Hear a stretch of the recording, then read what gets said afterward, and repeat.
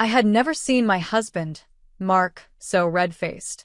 I still remember the glint of fury in his eyes as he slammed the fridge door, the new lock rattling like a warning. "If there's no money, then sit at the holiday without food," he shouted, voice cracking with anger. I swallowed, pretending to be small, helpless, and completely penniless. "My name is Lauren Whitman, I'm 34, and I've been married to Mark for 9 years.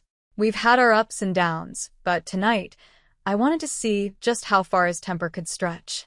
The prank was cruel, yes, but curiosity burned hotter than guilt. I spent the day carefully composing my misery. I took the empty fridge as a stage, snapping photos of cupboards devoid of snacks, sipping water like it was a gourmet wine. Every time he peeked, I flinched, my eyes wide with mock despair. By evening, he stormed home, muttering under his breath, still furious. I held my calm, smiling softly, and pretended to be on the brink of starvation. Then, as he rounded the kitchen corner, my fingers pried open a small black tin. I scooped the shimmering black caviar onto my plate. Mark froze. His jaw dropped. Where did the money come from?" I smiled sweetly. "Oh, I just found some." And then he toppled off his chair. Mark lay sprawled on the kitchen floor, mouth open, eyes wide in disbelief. I knelt beside him, feigning concern, but inside, I was shaking with suppressed laughter.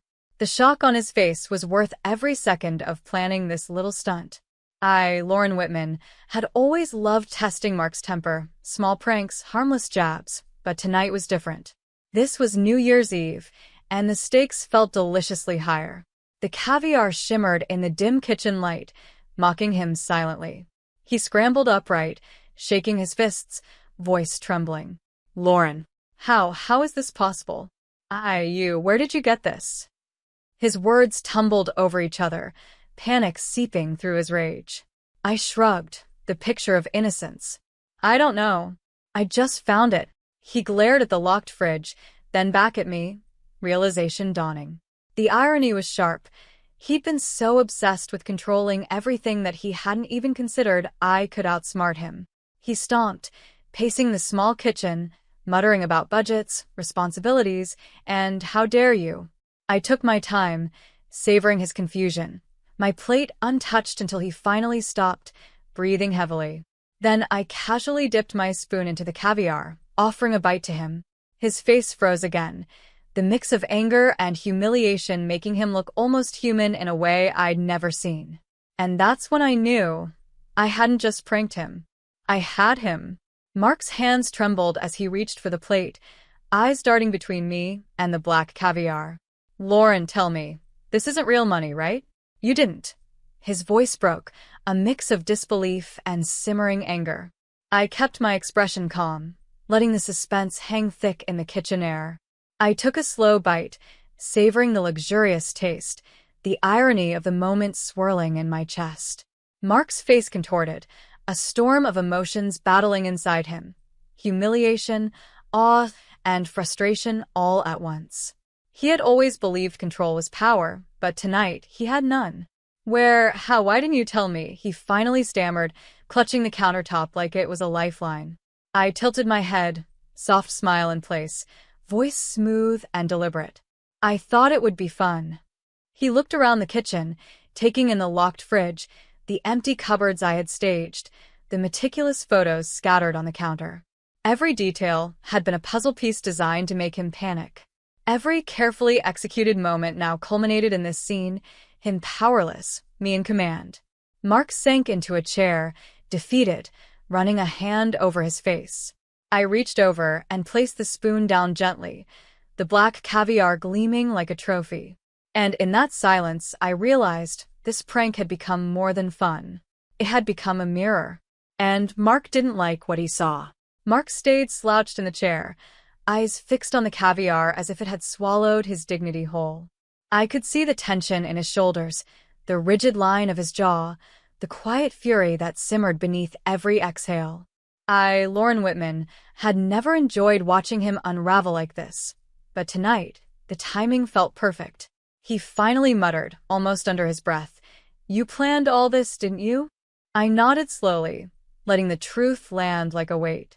Of course, I said softly, deliberately. I wanted to see what would happen if the fridge was locked and the holiday was empty. Mark's hand shot out to shake his head. Lauren, you can't. This is insane. This is cruel. The words tumbled out, a mix of disbelief and helplessness. I leaned closer, calm, collected, my lips curling just enough to unsettle him. Cruel? Maybe, but harmless and delicious.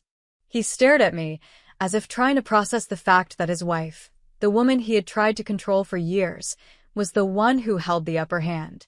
The kitchen, dimly lit, seemed to shrink around us. The locked fridge, the empty cupboards, and now the black caviar were all reminders of the illusion he had bought into. Mark sank back, speechless, realizing I had orchestrated every detail. And in that moment I knew I wasn't just pranking him. I was rewriting the rules. Mark's anger simmered beneath the surface, a storm I could almost taste. I sat across from him, Lauren Whitman, plate untouched now, eyes fixed on him as if daring him to speak. Every muscle in his body screamed frustration, but no words came out. I had set the stage, and he was trapped in the performance. He finally exhaled sharply, rubbing his temples. Why go this far? He asked, voice low, almost broken. I tilted my head, letting the silence stretch, savoring his discomfort. Because, I said carefully, sometimes people need to feel a little helpless to see the truth. Mark's gaze flicked to the fridge, then the counter, then the scattered photographs. His mind was racing, connecting dots, realizing the meticulous planning I'd put into this prank. Every staged cupboard, every frozen expression, every calculated flinch, it all pointed back to me. This isn't funny, he whispered finally, voice shaky. I smiled, soft but firm. Maybe not for you, but for me, it's enlightening. The evening air felt heavier, the room smaller. I saw him shift uncomfortably, realizing the caviar wasn't just a luxury, it was a symbol that control had shifted, that his assumptions had crumbled. And as I picked up my spoon again, Mark's eyes widened. He hadn't seen the final piece yet. I hadn't revealed the best part. I set the spoon down slowly, letting the sound tap against the plate like a clock counting down. Mark's eyes followed every movement, pupils wide, chest rising and falling in shallow gasps. Lauren Whitman, I reminded myself, calm, deliberate. He had no idea what was coming next. I reached into my pocket, pulling out a small envelope I had slipped in earlier unnoticed. I let it slide onto the table between us. What's this? He asked, voice tight, wary. I leaned back, sipping water as though nothing could touch me. Just a little extra surprise, I said softly, deliberately vague. Mark tore the envelope open, and his jaw dropped further. Inside was the balance of my hidden funds, the money I had quietly reserved weeks ago. He stared at it like it was some alien artifact, his previous rage clashing with disbelief. Lauren, you planned all of this, every step? He whispered, shaking. I nodded slowly, letting the truth sink in. Yes. Every moment, every locked door, every empty cupboard, it was all part of tonight. Mark sank back, staring at the caviar, the envelope, the locked fridge, realizing he had been outplayed.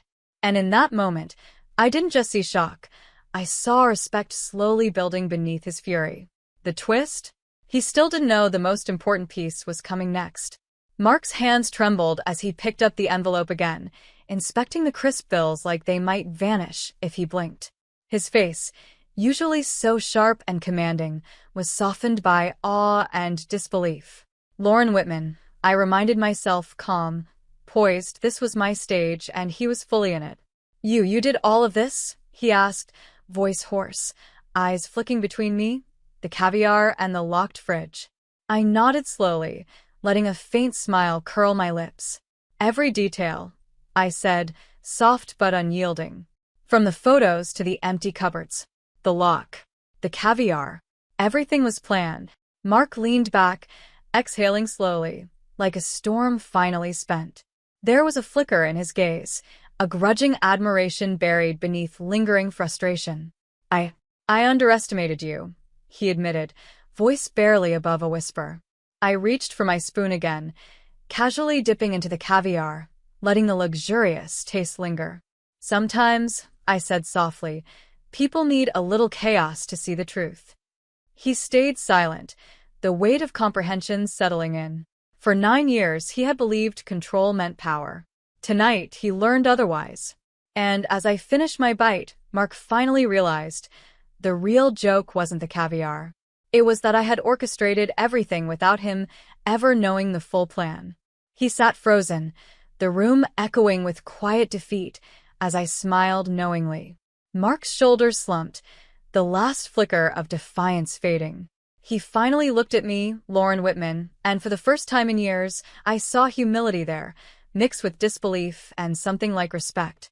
The envelope lay between us, the caviar untouched, the locked fridge silent witness to his unraveling.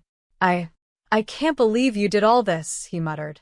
I tilted my head, soft smile in place. Believe it. Or don't.